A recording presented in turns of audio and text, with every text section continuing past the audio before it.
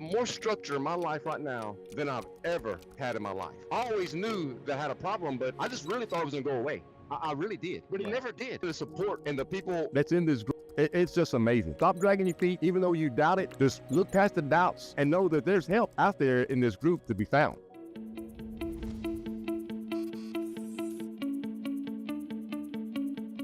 How you guys doing? I have here Shawn, and he is starting off in the implementation program, I believe a couple months in, and he's willing to share his wins so far. So Shawn, can you tell us a little bit about yourself and how you came across the program actually? So yeah, my name is Shawn. I've been married for 29 years. I'm an associate pastor at the church I go to. I drive a propane truck. So my life kind of spiraled out of control with this behavior. And I always knew it kind of had some kind of problem, but I just thought one day it would just probably go away. Well, I don't know. I got kind of a lonely spot in my life, and I thought I could just reach out to one of these social groups and, I don't know, just got to talk to somebody and share pictures every now and then or something. Well, we shared some pictures, but it got a little out of hand. And I got some emails down there from JK and talking about the group, but I didn't really figure it's nothing that I could really get into, because I seen it was for people with higher incomes, which my income's not too high. So I figured that's probably out of the question. But then I got in a real bad spot, and I came across it again, and I said, I got to check into this. So I filled out an application, and then I got a call. The day I got the call, it really spiraled out of control. Them pictures the person had got a hold to of mine that I sent, had decided they was going to email them to my wife. And my wife got that. And she texted me and said, well, what's going on with this? And she already knew something wasn't right. I'm glad you gave me this opportunity, because I wanted to reach out to the group before this and just ask if anybody had ever encountered anything like this, because I never done anything like this before. That week, it's probably about a 2-week period. And I just done things in that 2-week period that I'd never done. And of course, I never expected it was blackmail, what it was. Right. But I wasn't expecting that. But that's what happened. And then now I'm going to talk about God, because that's who I am. And God, I'm really giving the credit to God for showing me that email. And it wasn't my wife or my pastor or anything that provoked me to doing this. It was me, myself. I realized that I needed some sort of help. Right. Being it really spun out of control, I knew I really needed help. And then when I talked on the phone with David and he told me the price, I'm like, man, I don't know where this money's gonna come from. And I talked to my pastor, and he said, how much is your marriage worth to you? He said, what are you willing to sacrifice? I'm like, I'll sacrifice whatever. If I gotta lose my pickup truck or whatever. And to tell you the truth, to this day, I still ain't sure where the money's coming from. It's just kind of happening. But when I got involved, I'm telling you, at the point I'm at right now, to where I was, my life is like totally different. I have more structure in my life right now than I've ever had in my life, ever. Good. And this, as far as you're good. Go ahead. Yeah, as far as any kind of routine, I didn't have one. I got up in the morning, I put on my clothes, I grabbed a cup of coffee, and I was gone. About that fast. Yeah. But it came to the point when I realized I had to do something. I knew some changes were going to have to take place. Yes. And my wife, she was pretty much at her wit's ends. She's so gracious that she decided to stay married to me regardless of what took place, because years ago, before we got married, we made a commitment to each other. No matter what came, that divorce was never going to be an option for us. And she reminded me of that. She said, we made that commitment, but she was real supportive of me getting this help. And starting this program, I done a module. I done one of the modules, and it talked about the different levels of reboot. Yeah. And that was kind of strange, because I started reading the modules, and I could see where each one of them was unfolded in my life. At that time, I was actually about the mid module. I was to the point to where I was actually starting to pick and poke negative things in the group. And I was even kind of sort of wondering, well, maybe this ain't for me. Maybe it's not godly enough for me. Maybe I just got this all together. Maybe I don't need no group. Maybe I can just do it on my own. And I went and I was talking to my pastor. He said, brother, you kind of sound like you think you got this under control. I said, no, I don't. I know I don't have it under control. And then when I got in that module, I was like, this is just part of having the negative feelings. But I knew if I would pull out, it would raise a lot of flags in my wife, because she knows that I need this. And for me to drop out to her would look like, okay, well, he's just giving up. He's throwing in the towel. Right. Shout out to my marriage. Good. No, I would say it's a very good point. Yeah. Yeah. Well, I'm married. I know I couldn't, but I know the bottom line. I knew I had to be doing this for me. And this is really something that I really struggle with because I've never done nothing for me. I work, support my family.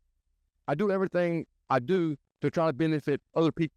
But this, I really knew that I know now that I had to do this for me. Because if I don't get myself straight, then I'm going to be pretty much useless to everybody else. Yeah. So yeah, as far as the wins, man, it's been a win. It's just all been wins. I really enjoy. I heard JK suggested that every night, that you do 3 wins, and that's something that I try to implement every night. I write down 3 wins and I share them with the group, and just to be able to look at my day and to find. Of course, I could probably give a whole lot more bad things if I wanted, but to look in there and find the good things, it's good. It's good to know. And I've never done that before. I've never sat down and looked, okay, so what good things happened today? And I really enjoy doing that. And I'm glad that this group actually gave me the privilege to do that.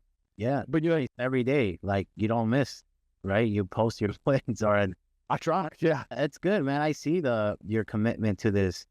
And the wins, you're right. We train ourselves to see the negative, right? Or let's say we are feeling good that day, but our default is to see what went wrong instead of wins. And that's something that we just habitually do because I guess that's just human nature that we want to be negative, right? But great win. And I appreciate you sharing, brother. You shared a lot of vulnerable things there. And what was the one thing? So versus you shared right now, you used to wake up, just put your shoes on, get your coffee and leave, right? What do you do now? Like what was a result of what have you implemented from the program since then that's been helping you? So I generally have to be working somewhere between, 7:30. I leave out my house pretty much when I want, but so I would pretty much get up at 6:59, maybe 7 o'clock, maybe a little bit later and just leave like that. But now I shoot for about 5:15. My wife usually gets up somewhere between 4:30 and 5. She gets up and I really long to spend time with her. And I knew part of my recovery was going to have to be devoting more of myself to her. I just knew for me personally, it was going to have to be that. So I started to get up at 5:15. I do fall short sometimes, but I try to get up at 5:15 and I get up and I usually go and I'll sit and I'll drink coffee with her and we'll talk.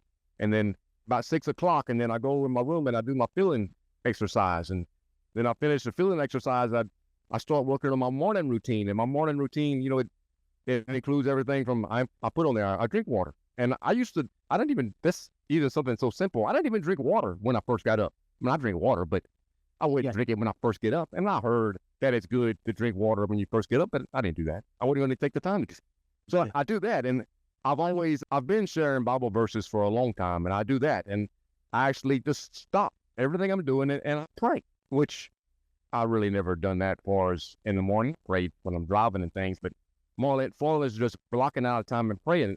I do that. And then that's, pretty much what my routine consists of, a whole lot different from where I was. So yeah, and it's made they say the foundation, and I believe I've created a pretty good foundation. Yeah, it sounds like you.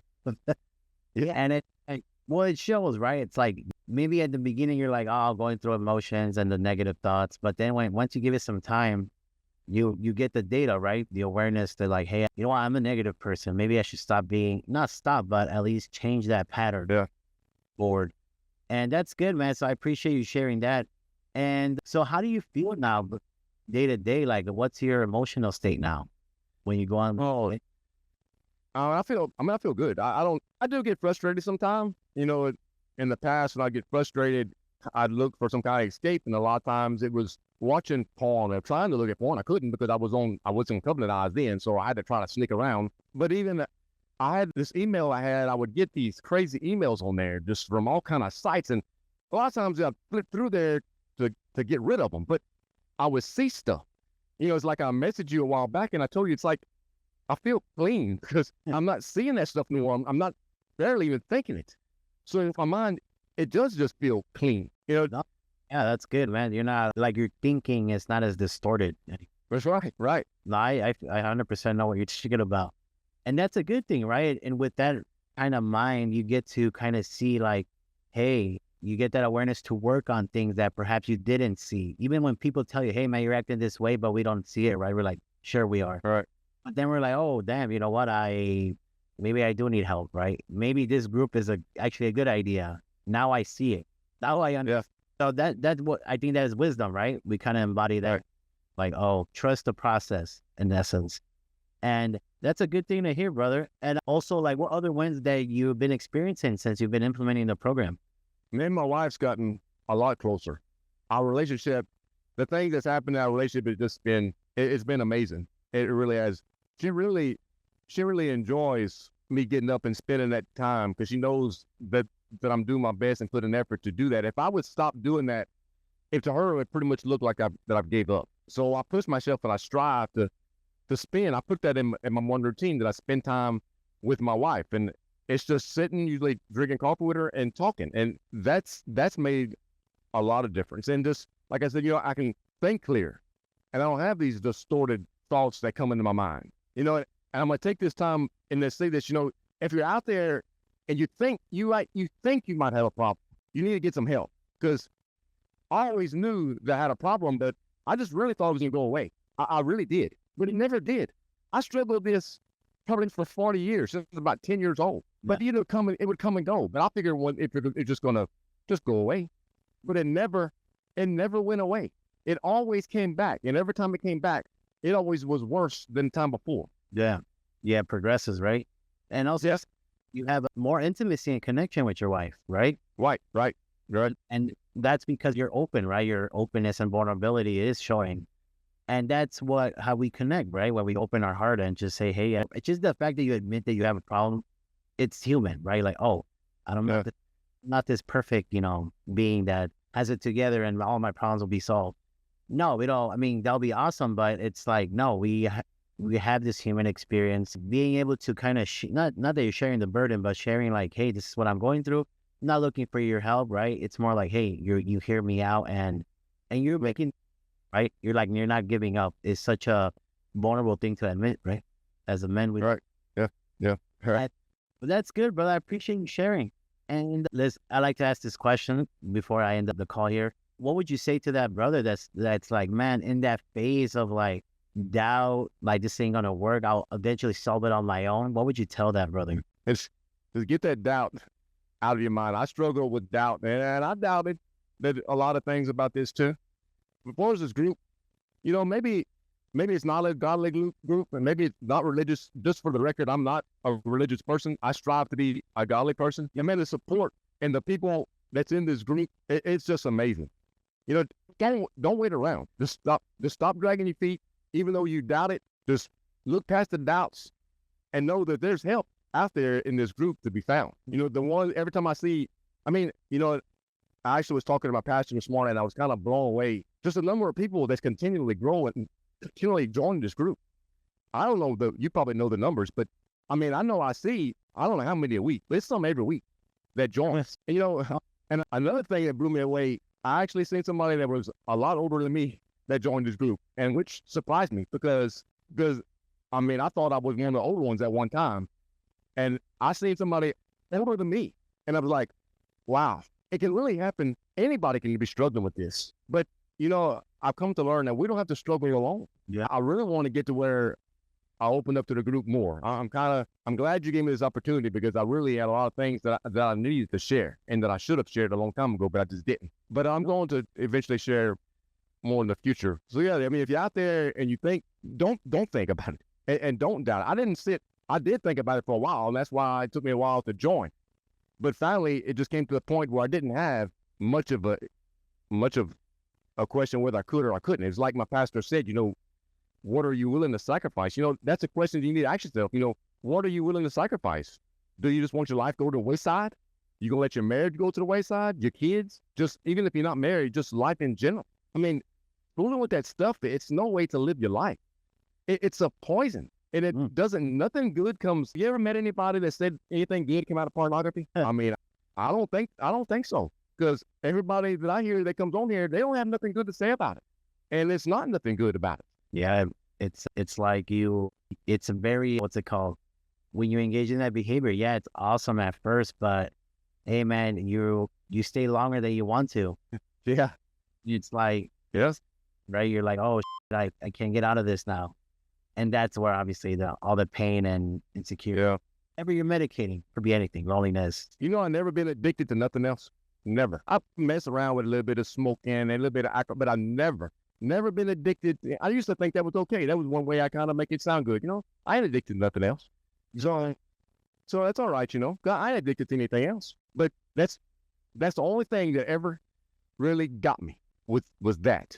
But it was a bad thing, and I knew it had to go out of my life because it was stopping me from being the person that I was really meant to be. Yeah, and I see that unfolding for you. And I can't wait, right? And again, it's only been like a couple months, right, for you, just implementing the system. About 3, yeah, since November, yeah. Yeah, so that's kind of, hey, it's only the beginning, and you're obviously still growing, noticing what you need to work on, improving on your reboot capital. But the fact that you've gotten this far already, just, hey, in a short amount of time, and time will still go on regardless if you're addicted or not, right? The world still moves